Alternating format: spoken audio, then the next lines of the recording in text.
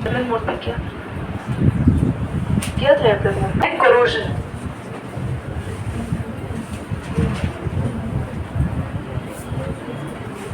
Corrosion का मतलब होता है जंग लगना, ठीक है, जो आप सबके दिमागों पे लग गया है, पढ़ नहीं रहे जो, है ना, ऐसा नहीं है।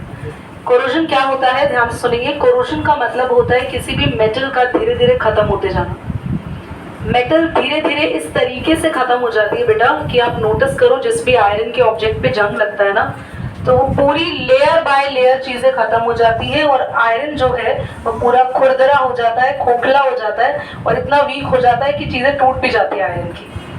सभी ने देखा होगा, मोस्ट कॉमन एग्जाम्पल है हमारे घरों में, अगर पुरानी जो अलमारियां है ना, पुरानी लोहे वाली, अगर किसी के घर में है तो गोदरेज वाली जो अलमारियां हुआ करती थी, हाँ, उसके जो कॉर्नर्स होते हैं वो रस्टी हो जाते हैं, उनके लेग्स जो होते हैं वो रस्टी हो जाते हैं। आपने अपने घर में ग्रिल देखी होंगी, ग्रिल पे रस लग जाता है जहाँ से पेट हटता है, तो अगर स्टील ग्रिल्स नहीं है तो आयरन ग्रिल्स पे रस लग जाता है। तो rust is very common, you must have seen in your coolers also, अगर आपके आयरन या मेटालिक कूलर्स हैं तो, ठीक है, प्लास्टिक है तो अलग बात है। तो अब ये रस्ट की वजह क्या है, वाई रस्टिंग इज देयर? तो रस्टिंग भी एक ऑक्सीडेशन रिएक्शन ही है। तो हमने तभी रिडॉक्स के इसके इफेक्ट में हम पढ़ रहे हैं। देखो क्या होता है, आयरन दिख रहा है, आयरन है, Fe आयरन का सिंबल है, Fe is the symbol of iron. Oxygen से रिएक्ट कर रहा है, वीडियो आपको दिख रहा है। साथ में ना वाटर के प्रेजेंस में रिएक्शन होती है। अब ये 2H2O तो समझ में आता है, ये 2XH2O क्या लिख दिया, एक्चुअली कंफर्म नहीं है कितने भी वाटर मॉलिक्यूल्स यहाँ पर आ सकते हैं, तो इसलिए कंफर्म नहीं है तो X लगा दिया। There is no confirmation the number of molecules in this. बनता क्या है देखो, ये याद कर लेना, इसको बनाना नहीं सीखो, लर्न कर लेना, .XH2O, और यही होता है rust. If someone asks in your exam or question आए कि what is the formula of rust, so Fe2O3.XH2O, 2 तो बैलेंसिंग के लिए लगाते हैं, आया था कि क्वेश्चन, Fe2O3.XH2O, that is लिख कर आए थे आप, हाँ, मैंने Fe3 कर दिया, नंबर मिल गए, कोई बात नहीं, अब नंबर RIP हो गया वो, rest in peace. Fe2O3.XH2O, that's the formula of rust. समझ आया? What is the purpose of that dot? The dot indicates the number of water molecule with the compound, कि water इस compound के साथ है, ठीक है, डॉट इंडिकेट करता है। बाकी ना एसिड बेसिस एंड सॉल्ट पढ़ाओगे ना, वहां पर आपको क्रिस्टलाइजेशन ऑफ वाटर और ये सारी चीजें जब आप पढ़ोगे ना तो ज्यादा क्लियर होगा कि वाटर क्या इंडिकेट कर रहा है। करिए रियांश, क्लोज करिए इसको। समझ आया या नहीं आया बताएं फटाफट से। किसी भी मेटल पर ऑक्सीजन का एक्शन और उसके साथ कौन, वाटर, जब ये मिलकर एक्शन करते हैं तो जो मेटल होती है उसकी सरफेस धीरे धीरे खत्म होती जाती है, क्योंकि वो अब मेटल नहीं रहती, मेटल ऑक्साइड बन गई, आयरन नहीं रहा, आयरन ऑक्साइड बन गया। तो आयरन ऑक्साइड की एक लेयर, जैसे मेरे पास मान लो मैंने, हाँ nice example, suppose this is an iron book, ठीक है, पहली लेयर के जो आयरन है ना, आयरन के एटम्स खराब हो जाएंगे, सारे रस्ट लग जाएंगे, आयरन ऑक्साइड बन जाएंगे, ये हटा दिया मैंने, कम होता जाएगा धीरे धीरे, देखो फिर एक लेयर खत्म होगी, फिर एक लेयर खत्म होगी, और ये जो रस्ट है ना ये खुरदरा होकर टूटता रहता है, पपड़ी पपड़ी बनकर गिरता रहता है। तो धीरे धीरे धीरे देखो आपका आयरन कितना सा बच गया, पीछे मत देखना, ये आयरन कितना सा बच गया, खत्म हो गया ना ऑलमोस्ट। ऐसे आयरन धीरे धीरे खत्म हो जाता है। सिर्फ आयरन पर ही जंग नहीं लगता बच्चों, सिल्वर, कॉपर, हाँ स्टील में नहीं लगता, स्टील अलॉय है बेटा, सिल्वर हो गया, कॉपर हो गया, एल्यूमिनियम हो गया, इन सब पर लगता है, इन सबको और हाँ एल्यूमिनियम पे बताऊंगी मैं आपको। एक्चुअली एल्यूमिनियम पे तुमने पढ़ा होगा कि नहीं लगता है, उसके पीछे मैं पूरा डीप डिटेल में पढ़ाऊंगी बाद में। अच्छा इतना समझ में आया? तो इन सब के ऊपर कोरोजन हमें मेटल्स एंड नॉन मेटल्स वाले चैप्टर में पढ़ना, अभी सिर्फ इतना ही पढ़ना, नोट करो, रिएक्शन को पॉज करो, बोलो कृष्ण, क्योंकि थोड़ी देर पहले बोला था वो अटेंटिवनेस होता है। ट्रांसिडिटी का मतलब होता है क्लास, ध्यान से सुनेंगे, this is very very important process ट्रांसिडिटी। एक मिनट क्लास, जो भी हम खाना खाते हैं उसकी एक शेल्फ लाइफ होती है, मतलब वो कुछ टाइम बाद खराब हो जाता है। तो ये देखा गया कि खाना अगर हम बना रहे हैं और कुछ टाइम बाद उसको खराब होना है, और ऐसा खाना जिसमें ऑयल होता है, फैट होता है, वो थोड़ा जल्दी खराब होने के चांसेस होते हैं। इसलिए आप लोग नोटिस करेंगे सब्जी बनाते हैं वो सुबह जल्दी खराब हो जाती है, पर हाँ रोटी अगर हम बना रहे हैं तो रोटी सुबह तक चलती है, खराब नहीं होती। और रोटी क्या, बासी रोटी खाना ठीक है, हेल्थ के लिए अच्छा होता है क्या? हाँ, is it good for eating? हाँ बोलो। 110% it is good for eating. Actually, I have learned it by my in-laws home. They all are eating that in morning.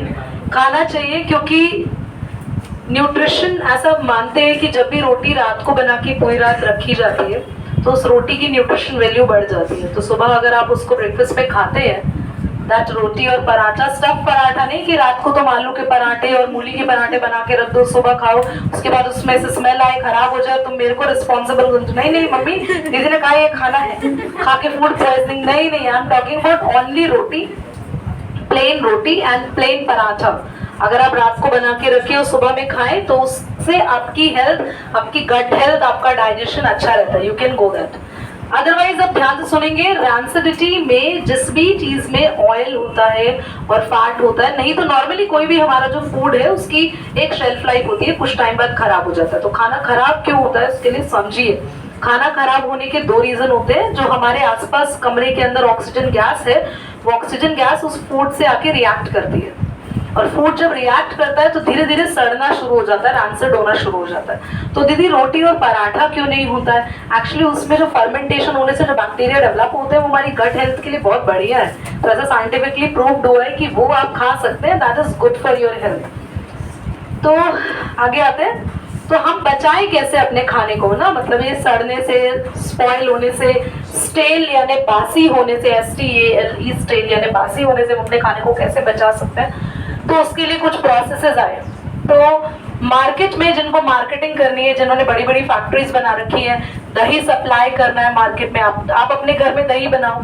आप नोटिस करना, अभी जो गर्मियों का सीजन चल रहा है उसके लिए सुबह अगर आपने दही बनाया है तो शाम तक वो खट्टा हो जाता है, मतलब, और नेक्स्ट डे तो खाने लायक ही नहीं बचता। फिर मम्मी उसको कढ़ी के लिए स्टोर करना शुरू कर देती थी। This is actually a common ritual in everyone's home. तो अब मार्केट का दही ले लो, डेट लिखी होती है हफ्ते भर की, 15 दिन की डेट लिखी होती है, एक्सपायर नहीं होता, और बल्कि खाने में भी खट्टा नहीं लग रहा है, बढ़िया लगता है, मतलब इतनी डेट्स के बाद भी, क्योंकि उसमें मिले होते हैं बहुत सारे एंटीऑक्सीडेंट्स और प्रिजर्वेटिव। तो ध्यान से सुनना, 2 एंटीऑक्सीडेंट्स जहां मैंने आपको लाइन लेफ्ट कराई थी, मैं लिखवा रही हूँ, जिनका नाम है BHA, ब्यूटाइलेटेड हाइड्रोक्सी एनिसोल, और BHT, ब्यूटाइलेटेड हाइड्रोक्सी टोलुइन। ये नाम है बच्चों, ब्यूटाइलेटेड हाइड्रोक्सी एनिसोल। इनके स्ट्रक्चर भी मुझे बनाने आते हैं, because I am a chemistry teacher too, but अभी मैं आपको बता के हार्ट अटैक नहीं देना चाहूंगी। आप इतना ही नाम पढ़िए, नाम ही आपके लिए बहुत बड़ा ग्रंथ समान हो गया होगा। Butylated hydroxy anisole and butylated hydroxy toluene. तो बेटा ये जो हमारे एंटीऑक्सीडेंट है, तो ये आप लोगों के जो पैकेट फूड्स मार्केट में आते हैं, दही आ गया और आइसक्रीम्स आ गई, मिल्क प्रोडक्ट है उसमें बना, पिकल अचार है, और जो भी पैकेट फूड है, आप मेयो खा रहे हो, जो मेयोनीज खा रहे हो आप लोग, और जो भी चीज है, आई डोंट नो, इतने पैकेट फूड हम लोग खाते नहीं है बहुत सारे, तो मैं इसके लिए अवेयर नहीं हूँ। बहुत सारे, हम दही भी नहीं खाते हैं मार्केट का। तो ट्राई टू अवॉइड बेटा, जितने भी फ्रूटी बिस्किट्स, ये सारी चीजें ट्राई टू अवॉइड, क्योंकि इनमें बहुत सारे ऐसे हार्मफुल, देखिए एंटीऑक्सीडेंट्स आपने कहा था हमारी हेल्थ के लिए अच्छे हैं, बट बेटा मैंने नेचुरल एंटीऑक्सीडेंट्स कहा है, ये केमिकल एंटीऑक्सीडेंट्स है जो हमारे लिए हार्मफुल होते हैं। हम इतने प्रेजर्वेटिव वाली चीजों को नहीं खाना चाहिए। Don't go to eat all the packed food in your home, ठीक है? तो tomato ketchup, whatever you are eating, not good for your health, ठीक है? बहुत बहुत खराब है। बॉर्नवीटा एंड ऑल घर बनाओ ना आप Bournvita. Why are you taking Bournvita from outside? नहीं, खुद से प्रिपेयर करो। Take the cocoa powder. मैं रेसिपी बाद में बता दूंगी, किसी को चाहिए तो मुझे बताना, कॉन्टैक्ट करना। तो क्लास आप मैक्सिमम चीजें घर बना सकते हो और घर का खाओ। और क्योंकि ये जो हम लोगों का ट्रेंड बदला है ना, हम खाना घर का खा रहे हैं पर चीजें सब बाहर यूज कर रहे हैं। खाना घर का खा रहे हैं पर घर में मैगी बना रहे हैं। खाना घर का खा रहे हैं उसमें टमाटो केचप यूज कर रहे हैं। खाना तो घर का खा रहे हैं पर भुजिया नमकीन जो है वो बाहर की आ रही प्लेट के अंदर। हमारा राजस्थानी फैमिली है ना, ब्रेकफास्ट ही नहीं शुरू होता जब तक उस प्लेट में भुजिया ना डली हुई हो 10 प्रकार की। तो समझ में आ रही है आपको बातें? तो ऐसी चीजें कम खाओ क्योंकि उन सब में प्रेजर्वेटिव होता है।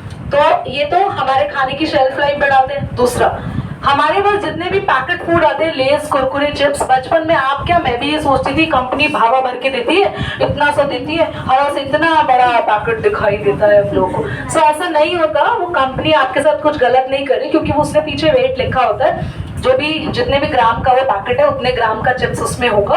बाकी की हवा जो भरी होती है वो इसलिए आज के बाद हवा निकला हुआ पैकेट भी नहीं खरीदना है, क्योंकि जो उसमें हवा भरी है उसमें नाइट्रोजन गैस है। नाइट्रोजन गैस आपके अंदर जो लेज की चिप्स है ना उनको प्रोटेक्ट कर रही है, क्योंकि उनके अंदर कौन सी गैस को नहीं आने दे रही है। अब अगर आपने हवा निकला हुआ पैकेट लिया, मान लो 3 या 4 दिन तक उसकी हवा निकली हुई है, तो क्या होगा, उसमें ऑक्सीजन चली गई है, जो चिप्स है वो स्टेल होने लग गई होंगी और कहीं कहीं से ग्रीन ग्रीन भी हो गई होंगी, तो वो फंगस की निशानी है।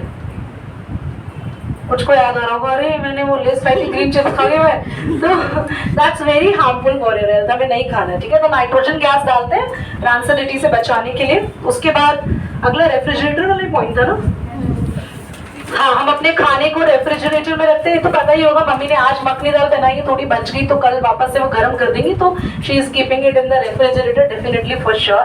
अब आज वो बच्चे हाथ खड़ा करेंगे जिस बच्चे ने फ्रिज को ऐसे खोल के बचपन में ऐसे ऐसे करके लाइट बंद होते हुए देखा है। मुझे लगता है बच्चा कोई नहीं होगा इससे, है ना। मैं भी हाथ खड़ा करूंगी। अरे मैंने 3-4 दिन तक यही ड्रामा बचाए रखा, हमारा फ्रिज खराब हो गया। सच में मैं यूं ही करती रही, सब काम तब शुरू होते थे जब मेरी मम्मी सो जाती थी। I will be super scientist. क्या काम होता था, मेहमानों के बिस्किट कहाँ रखे ढूंढ लो, हाँ, उनके खाने के सामान कहाँ रखा है, वो पूरे बॉक्स खाली और फ्रिज के उल्टी सीधी चीजें, मम्मी का मेकअप निकालो, ये वो सारे काम तभी याद आते दिन में मम्मी सोती थी। तो वो ये लाइट का भी फंडा आज मैं तुम्हें जरा क्लियर करूं। पहली बात तो ये जो बच्चों को मैं होता था कि लाइट कब बंद होती है, ये देख ले बस हम, ये बंद कब होती है। आई डोंट नो व्हाई सबके मन में curiosity, every Indian has in the childhood time. अब वो लाइट, मेरे को ये था क्यूरियोसिटी, बंद कब होती है पता चलने के बावजूद भी मेरे मन में क्वेश्चन था कि वो लाइट बंद क्यों होती है, अरे वो चलती क्यों नहीं रहती। तो फिर मेरी मम्मा ने तो मुझे बताया कि इलेक्ट्रिसिटी वेस्टेज ना हो, कि इसलिए, और मुझे जेन्युइनली सही भी लगा। और इसके पीछे एक साइंटिफिक रीजन भी है। रीजन क्या है, जो अगला पॉइंट मैंने लिखवाया, जितना हमारा खाना अंधेरे में रहेगा, लास्ट पॉइंट है keeping food away from light, क्योंकि लाइट एक एनर्जी है बेटा, लाइट भी उस खाने को रैंसेट करने का काम करती है, ठीक है। और हम एयर टाइट कंटेनर्स में रखते हैं। आपके घर में बिस्किट आया, आपने पूरा पैकेट एकदम धड़ल्ले से खोल दिया, मम्मी की ये देख 4 खाने बाकी सील जाएंगे, कौन खाएगा। फिर मम्मी घर से किचन से अलमारी कर देखो, मतलब कितनी गंदी बात कर रही, किचन से बॉक्स लेकर आएंगी और वो एयर टाइट होता है, उसमें मम्मा रख देंगी, तो वो फूड बॉक्स के अंदर, तभी हमारे घर में तो एयर टाइट में भी खराब हो जाते, पता नहीं कैसे। तो सुबह निकालो, अभी वेदर आएगा अगले महीने, वो तो पार्ले जी बिस्किट तो मेरे को लगता है पॉलिथीन से निकालने के बाद ही सील जाता है, उसको थोड़ी देर ऐसे रखो और हवा में अपने आप ही लहर के गिर जाएगा। तो और उसको तो मतलब तुरंत ही मिल्क में डाल के किसी को खाने का शौक है तो तुरंत खा लो, मतलब वो, वरना तो खाते खाते आधी बार तो ऊपर ही नहीं आ पाता, अंदर चला गया। तो वेरी बैड, रैंसिडिटी खत्म हो गया। सबको समझ आया बच्चों? बहुत बढ़िया, अच्छे समझ में आया। तो अब हम क्वेश्चन से स्टार्ट करेंगे। आज मुझे एक बहुत इंपॉर्टेंट तुमसे एक बात शेयर करनी है, तुम्हारी एज के बच्चों से रिलेटेड। तो क्या हो, तुम्हें कैसे पता मुझे शेयर करना है कुछ? बाकी हाँ दीदी मुझे पता था, पॉज करो। तो हाँ, वेरी गुड क्वेश्चन। अचार खराब नहीं होता। एक्चुअली अचार है ना, नोटिस करना, आपकी मम्मा जब बना के रखती है ना, उनसे पूछना भी, उन्होंने नमक बड़ा सारा उसके अंदर डाला होता है। तो नमक एक तरीके से प्रेजर्वेटिव है। और कुछ अचार ना विनेगर में बनते हैं, सिरके में, वो भी एक अच्छा प्रिजर्वेटिव है। और अचार बनाते हुए ना, अचार जैसे यहाँ तक एक मैं बनाती हूँ आपके लिए, यहाँ पे एक अचार तो नहीं है, ये बेचारा डब्बा पिचक गया। तो क्या ध्यान सुनो, अचार मान लो यहाँ तक रखा है इसमें, तो ऑयल यहाँ तक होता है ऊपर। और मेरे को ना ये बात बचपन में समझ नहीं आती थी कि ऑयल ऊपर तक है, उससे इतना अचार नीचे, क्योंकि अगर ऑयल की लेयर खत्म हुई तो अचार एयर के कांटेक्ट में आएगा, समझ रहे हो, और तुरंत उसमें फंगस लगेगी।